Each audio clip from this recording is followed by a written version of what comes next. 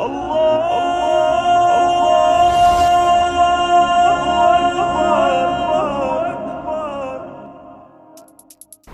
saja dipakai takbir. Najis amat ini perempuan. Ada ke depan dikomentari, najis amat itu perempuan.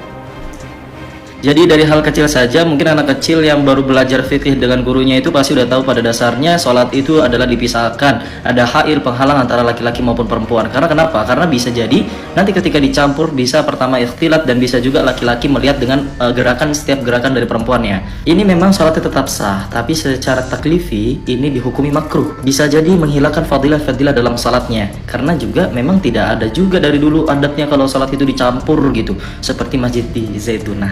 Banyak pendapat dari soal batalnya atau keabsahan salat ini ketika dicampur. Ya kalau pendapat Imam Abu Hanifah mengatakan yang cowok batal, yang cewek enggak, hukumnya makruh. Tapi menurut saya ini udah enggak logis sih. Ketika yang cewek maju-maju aja gitu, dicampur aja gitu. Sedangkan dalam sebuah hadis yang diriwayatkan oleh Muslim al-Syartidun al-Bukhari dikatakan seburuk-buruknya saf wanita itu adalah di depan, sebaik-baik safnya wanita adalah di belakang. Begitupun sebaliknya, laki-laki baiknya di depan, laki-laki seburuk-buruk itu di belakang.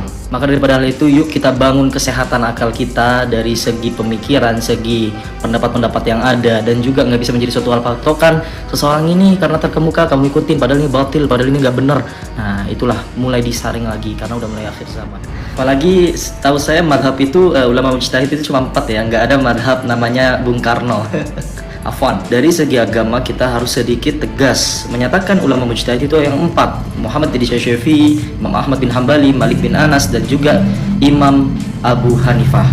Khalas, ini mujtahid mutlak, udah mutlak, nggak ada penambahan, udah 4 ini aja gitu. Mohon maaf tanpa mengurangi rasa hormat saya, ta'zim saya, akan tetapi kalau misalkan menjadikan satu pakuan yang dimana Masjid Zaitunah ini pakuan se-Jawa Barat dilihat secara pokok terkemuka, itu menjadi hal yang rusak, saya nggak terima, jujur. Karena bahaya nanti buat orang awam bisa berpikirkan bahwasannya kayak, ya Allah kok sholat Zaitunah itu campur, ini ajaran mana? Sedangkan dulu di kampung-kampung nggak pernah diajarkan hal demikian, apalagi ada namanya mazhab Bung Karno. Pesan saya kepada seluruh orang yang telah menonton video ini, lebih baik kita memandang sebuah lembaga pendidikan atau pondok pesantren itu sesuai dengan ajaran yang bersanad pertama, dan juga jangan pernah mandang sesuai kayak megahnya atau bagusnya. Kadang yang bagus ini yang rada-rada gitu.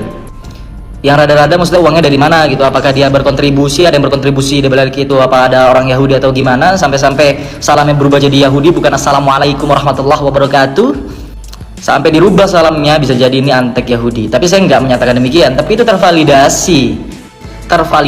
Pasti yang netizen pintar-pintar, pandai-pandai dan bijak-bijak, dan bisa juga menyikapi dan melihat nih mana sisi yang maaf cakapnya aja sesat, mana yang betul gitu. Ya, saya berdoa kepada santri-santri semoga dipermudahkan di jalan Allah yang sedang mencari ilmu, dan juga dijauhi dari segala kesesatan.